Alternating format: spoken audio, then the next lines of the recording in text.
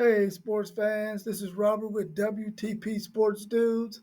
Wanted to come on and do my Texas Longhorns post game recap after they beat Mississippi State 35-13. A great win for the Texas Longhorns, even though they fell one position from number one in the nation to number two after that great win by the Alabama Crimson Tide over the Georgia Bulldogs last Saturday, which is cool because that gives us something to play for to try to get back up to number one. We're in a position where we want to be actually. Being at number one isn't all that great, but being number one at the end of the year is what's great. So during the season, that's no big deal. Playing from number two is cool. All right. So in that game, Texas offensively had a slow start in that game. At halftime, it was 14-6. And Mississippi State was doing some things defensively that Texas had to work through some things. Texas had a bunch of unforced errors offensively with false starts, but then they also had a bunch of holding calls. All total, they had 8 penalties in that game.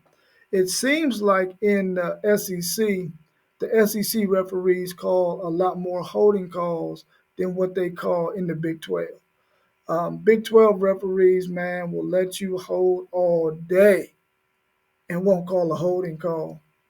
If you've ever watched any of their games, you'll see that their referees very rarely call holding calls. But in the SEC, they call a lot more holding calls because if you get your hands on the outside of a player's shoulders, they're going to call that if that player is trying to get away from you and you twist their body in any direction, they're going to call a hold, most likely in the SEC. So we had quite a few of those holding calls that negated some of our big plays. But nevertheless, we were still able to come out with a 35-13 victory. The huge bright spot for me was Arch Manning throwing 26 of 31 for 324 yards and 2 touchdowns. And he also rushed for a touchdown as well. What was so good about that was the fact that last week when he got his first start against Louisiana Monroe, he did not play so well. He was 15 for 29, and whenever you're 15 for 29, barely over 50% completion rate, that's not good. But this week he bounced back as the starter for the second time, and he balled out against Mississippi State. Like I said, his stats were incredible. I thought he actually could have almost threw for 400 yards, but he had a drop touchdown pass by Jonte Cook that probably could have got him closer to 400 yards passing and 3 touchdowns, and then he would have been 27 for 31, which means he would only have 4 incompletions. So he played really, really well. He used his legs when he needed to keep the chains moving. And I actually thought he scored a touchdown on one of his runs, but they said no touchdown. They put it at the 1 yard line. But 3 plays later, he took it in from the 1 yard line to get that touchdown. So he played exceptionally well, and I thought he did an excellent job in his second start. Hopefully, by the time we play Oklahoma, we'll get quarterback one, Quinn Ewers, back. But if not, we can still roll with Arch Manning because he's been playing some really good football for us. Another bright spot offensively, Jaden Blue had 2 fumbles. So the bright spot was Trey Wisner came in and carried the ball 13 times for 88 yards. After Jalen Blue fumbled those 2 times, one time in the red zone, another time as he crossed the 50-yard line, the first series of the second half, he fumbled again, and we didn't see Jaden Blue no more that game, I don't think, because of those 2 fumbles. We just went with Trey Wisner and Jared Gibson in that game. And for us to have injuries in that backfield, we really need Jaden Blue to step up and handle that ball and control that ball and not fumble, because we can't afford to have fumbles in some of the games that we're going to play here down the stretch. So we can't afford to turn the football over. And I'm quite sure Jaden Blue will be fine. He spoke afterwards, and his spirits was high. He was cool. He knows that he just got to secure that ball and not, fumble anymore. So hopefully he doesn't have any more fumbles this season. And anytime a running back fumbles like that, they usually come back the rest of the season and make sure that they don't fumble anymore. So I'm hoping he does the same. Also, another bright spot offensively was DeAndre Moore. DeAndre Moore had 4 receptions for 103 yards and 2 touchdowns. What this says is Texas has so many offensive weapons, they make it very, very difficult for defenses to be able to lock on one guy offensively for Texas. The first game, you got to see um, Matthew Golden get 2 touchdowns. The game after that, you seen Isaiah Bond ball out. Then the next game, you seen Ryan Wingo balling out. And you also, in that second game against Michigan, you seen Gunnar Ham, the tight end, ball out. Then you got Jonte Cook balling out. And then you got DeAndre Moore balling out. Those guys make it very difficult for any team to key on any of their wide receivers because they go 6 deep at that position. And they also have a capable tight end in Gunnar Ham that really makes things difficult for teams to prepare for Texas. If you think you're going to slow down one guy, you got some poison on the other side that you're going to have to deal with. And that's been a great uh, weapon for Texas.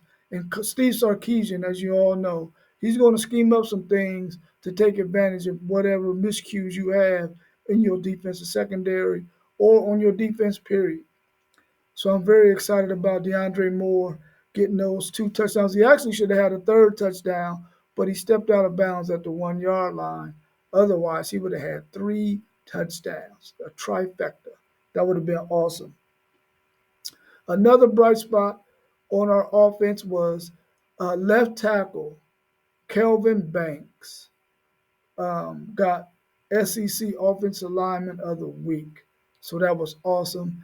Every week we've had a lineman who has, not every week, but just about every week we've had a lineman that has won Offensive Lineman of the Week.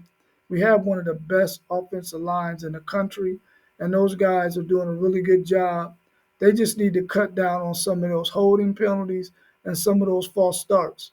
Now, even though they've had false starts and they've had these holding penalties, it has not kept Texas from scoring points. We've still been able to get first downs, even though we might have had 1st and 20 or a 1st and long or 2nd and 15, things like that. We've still been able to get first downs and get touchdowns.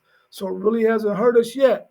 But we know once we play against the Oklahomas, the Georgias, teams like that, we're going to have to be better with that football and make sure that we don't have those unforced errors like false starts and things like that. So I'm quite sure they'll correct those things. The more and more they play and gel together as a unit, they'll be all right. I want to talk about the defense, but before I talk about the defense, I wanted to say this earlier in the video. Rest in peace to Dikembe Mutombo, Hall of Fame center that played in the NBA. He died from brain cancer. And for those of you out here who are listening and who might watch this video later on, it is very imperative that you be careful with your cell phone use. If you can, talk on your cell phone on speaker, if you can, because you don't want that cell phone up on your ear all the time. I'm not saying that this is what happened to Dikembe Mutombo is what gave him brain cancer. I'm not saying that. But what I am saying is the research has found that excessive cell phone use, that radiation from that cell phone, always talking on it, always having it up to your ear, can affect you. And fellas, if you carry your cell phone in your front pocket, Please stop doing that because they're also saying that some of the testicle cancers are related to having a cell phone that close to your private parts. So you might want to, don't have that thing on your person like that. If you have a work area, sit that thing to the side in your work area, or if you need to carry it somewhere, carry it in your hand.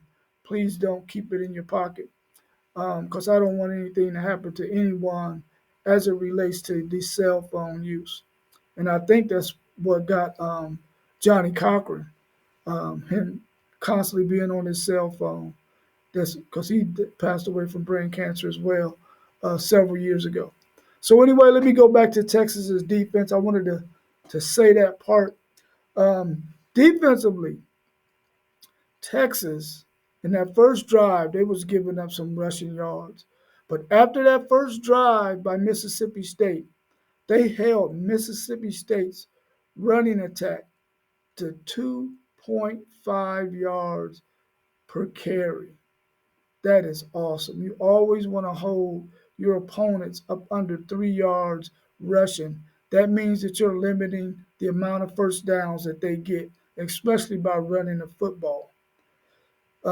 My man Colin Simmons, super freshman Colin Simmons, had 2 sacks in that game. He actually has 4 sacks on the season. The record for a true freshman at Texas with sacks is 13. And that 13 sacks is held by Tim Campbell, Earl Campbell's brother. And many of you who know football, you know who Earl Campbell is. You might not know who Tim Campbell is, but you know who Earl Campbell is. And his brother, Tim Campbell, holds the Texas Longhorns freshman sack record with 13 sacks in a season. And Colin Simmons has a chance now that you have a much longer season. And if we make the college football playoff, he has a chance of getting to 13. He has 5 sacks in, he has 4 sacks in 5 games. And this game, he played 41 snaps. That's much higher. That's almost twice as many snaps as he's been playing in the past. So the more snaps he gets, the more opportunities he's going to have to get sacks. And if you really want to see what I'm talking about, YouTube his highlights, Colin Simmons, defensive end for the Texas Longhorns, and you'll see what I'm talking about. This young man can really go. And right now, he also is on pace to break the freshman record for tackles for loss.